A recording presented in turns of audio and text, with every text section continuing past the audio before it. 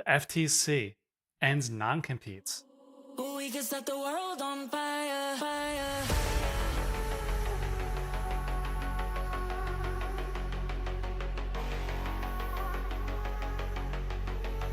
What that means is in the United States, if you get a job and you make less than a certain amount of money, if you want to leave your job, you can now work at a competitor.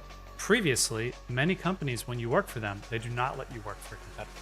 So if you're a programmer and you want to work in defense, then you want to leave and you want to go to another defense company, they'll say, oh, well, you can't work for our competitors for the next 5 years. Okay, great. Well, what kind of a developer are you if you can't work in the same industry for the next 5 years? It just kneecaps you. And it means you can never leave, because if you leave, you have to start your career over in a new industry. That also means that your current employer just pays you less because they know you can't leave. With the lack of non-competes, so you can just leave your current employer, go to the new employer, and do the same work. We've got other opportunities like small business. If you work in a salon, like you cut hair, a lot of times they will ask you to sign and say, if you're going to cut hair with us, then you will not be cutting hair for anybody else within 50 miles. Same thing. That means if you've got a job, they can keep your salary low, because if you want to quit, you can't work anywhere nearby. And of course, they have resources to go after you. And if you're cutting hair, you probably cannot afford a lawyer. Previously, these types of agreements, they're called non-compete agreements, were previously disallowed in California at the state level. However, the FTC has taken this up to disallow them at the federal level.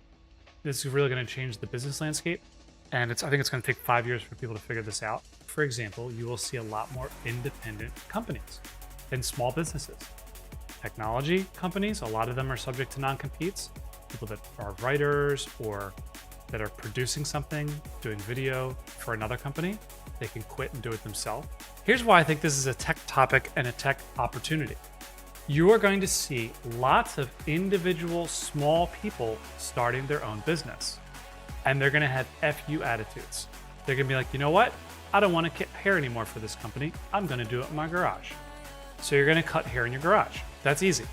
Cut hair, buy scissors, $100 worth of supplies. You can get a pretty good start. Okay, now you're going to cut hair.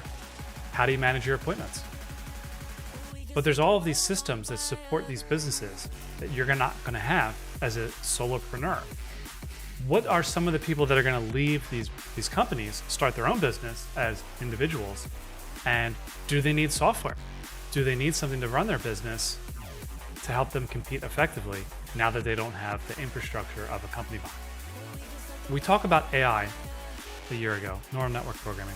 We're like, these are going to take our jobs. These are going to replace industries. And the reason we thought about that is because we understood it and nobody else understood it. This is obvious to us that these jobs are going to disappear in the next 5 years. And so we kept talking about it. We talk.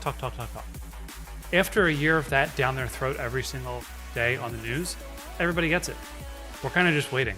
We're just waiting for our jobs to be replaced, for things to get cheaper, for everything to become a $10 subscription, for our cars to be, like, we're just assuming our car is going to become a $100 subscription.